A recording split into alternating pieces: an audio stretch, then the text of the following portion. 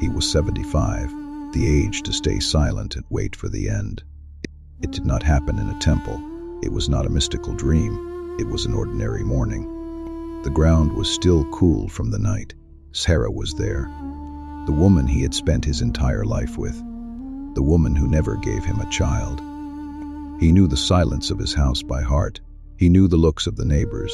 He was used to the idea that his lineage would die with him.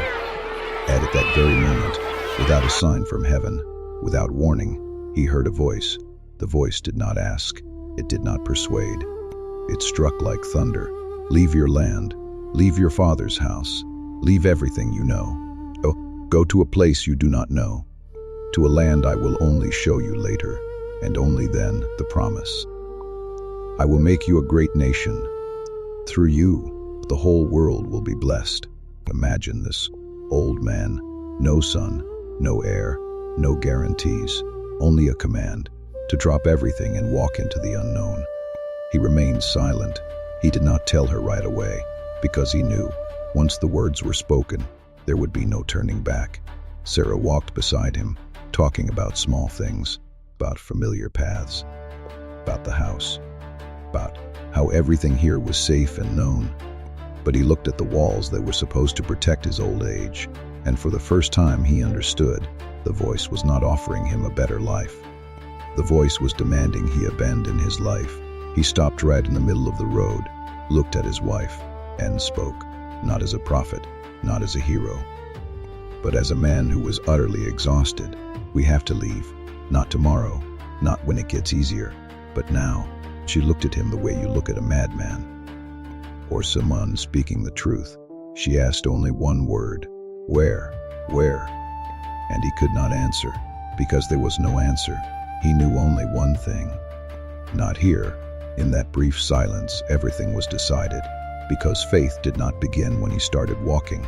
It began when he admitted, I do not know where, but I know I must go. He was not packing for a journey. He was packing as a man burying his own life. Every object in the house reminded him of who he was and who he would never be again. The walls knew his name. The ground remembered his every step. Here, he was not a stranger. He belonged. He was respected for his age, honored for his wisdom.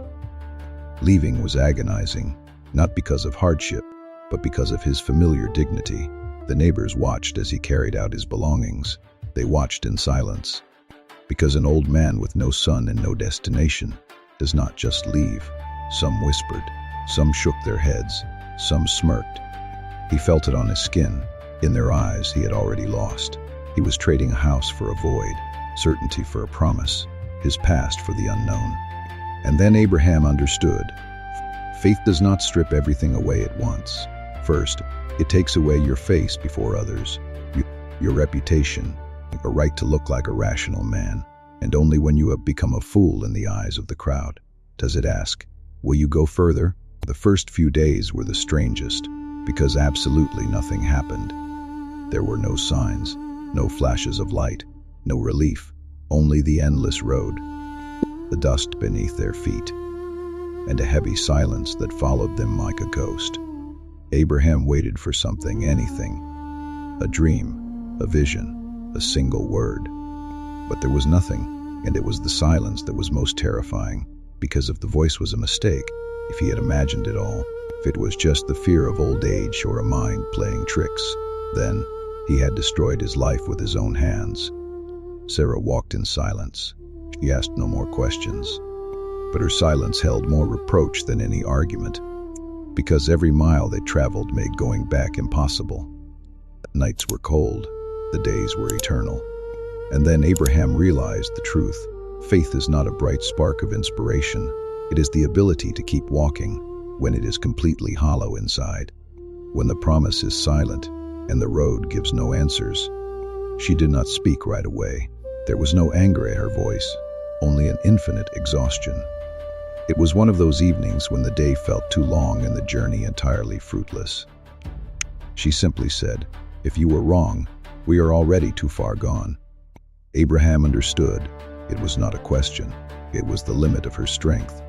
She spoke quietly, like someone who had carried another person's faith for too long and could carry it no more. She reminded him of the years, of their bodies which were betraying them with age, of the home they had burned behind them, and of the fact that the promise, so far, had given them nothing. Abraham listened. He had no arguments. He could not say, "Be patient." He could not say, "Everything will be fine." He knew that if he tried to defend himself with words now, he would betray the very reason he left. So he said the most dangerous and honest thing: "I do not know how this ends, but if we go back, everything that was spoken will die forever." Sarah fell silent. She understood there was no going back, not because of God, but because of a choice that had already been made. Not a month passed, nor 2. Years went by.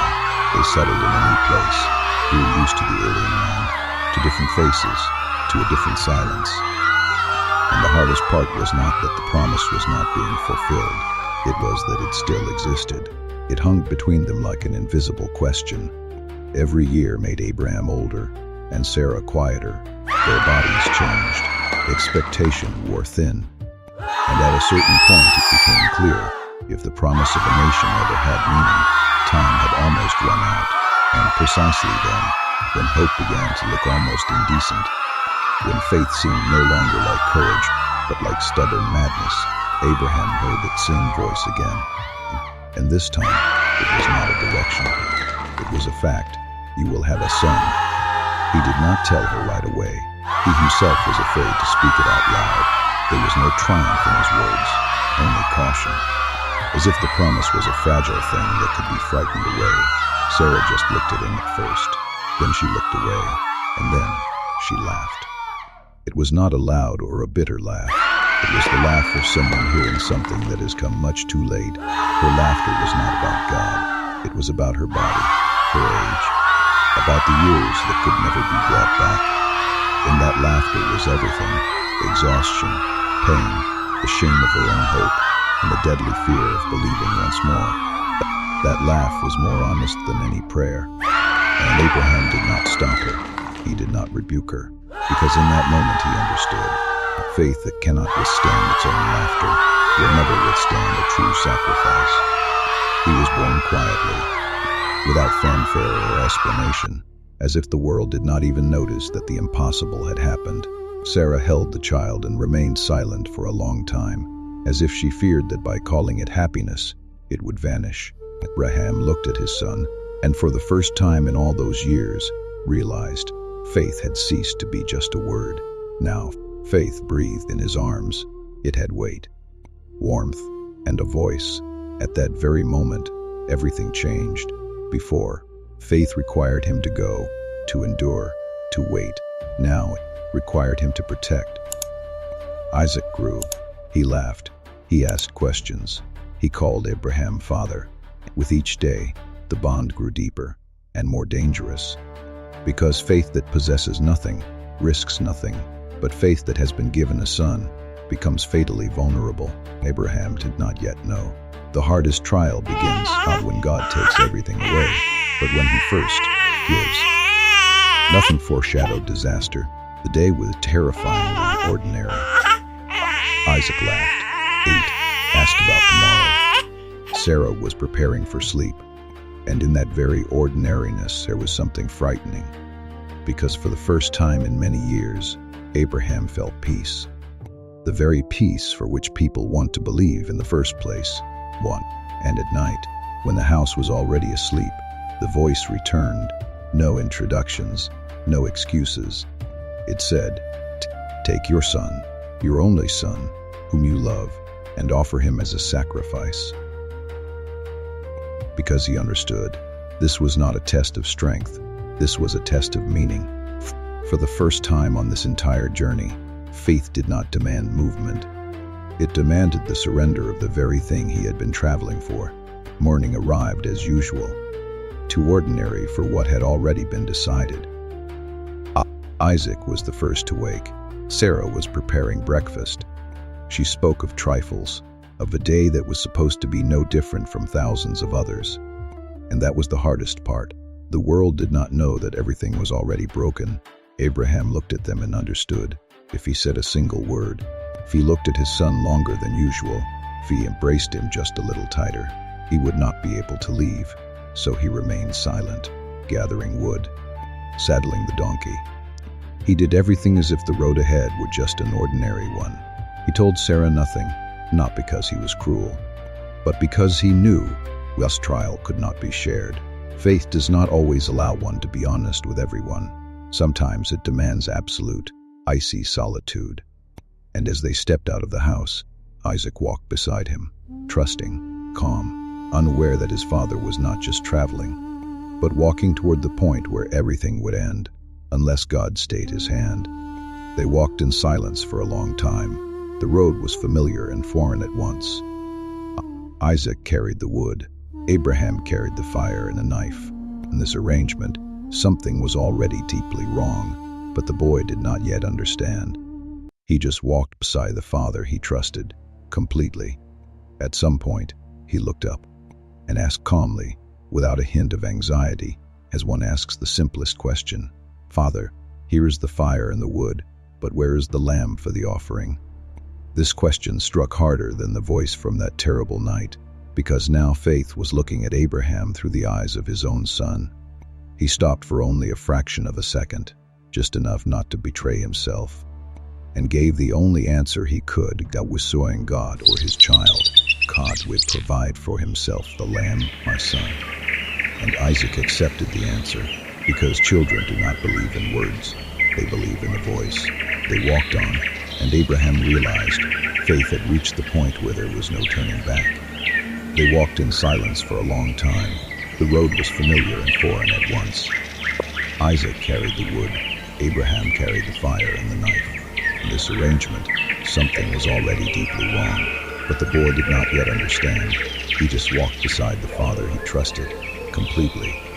At some point, he looked up and asked calmly, without a hint of anxiety, as one asks the simplest question, "Father, here is the fire and the wood, but where is the lamb for the offering?"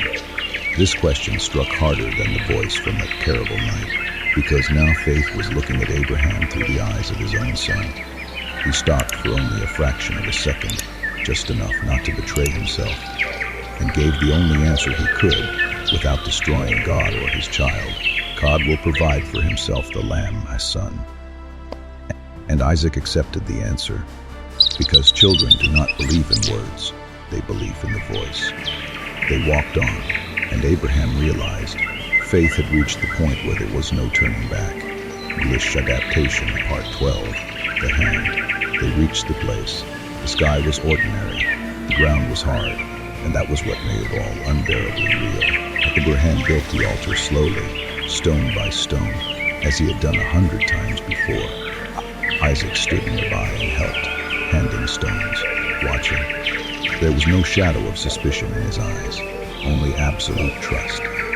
And when all was ready, Abraham bound his son, not roughly, not harshly, but gently, as if he feared causing any unnecessary pain. Before the end, he laid him upon the wood. At that moment, time seemed to collapse into a single point. There were no more steps, no more roads, no more waiting. There was only a hand with a knife, and silence. In that silence, everything was decided. Who was he? A man who clings to the gift, or a man who trusts the giver? The hand rose, and in that second, a voice tore through the sky, sharp, alive, real. "Abraham, Abraham, do not lay a hand on the boy." The tension collapsed, like a burden that could no longer be carried. He saw a ram caught in the thicket, and he finally understood. God was not seeking blood, God was seeking a heart. Faith, brought to the very edge, did not destroy the promise, it purified it. They descended the mountain in silence, not because they had nothing to say, but because words no longer held their former power. Isaac walked beside him, alive, but Abraham walked as a different man. He understood what cannot be explained in advance. Faith is not when God gives you what you love. Faith is when he becomes more important than the thing you love most in the world. He realized the promise had not been taken away. It had been returned to him purified. without the fear of loss, without conditions, without a deal. When they returned to Sarah, he did not share the details, because some encounters with God cannot be retold. They can only be lived. This is why Abraham became a reference point.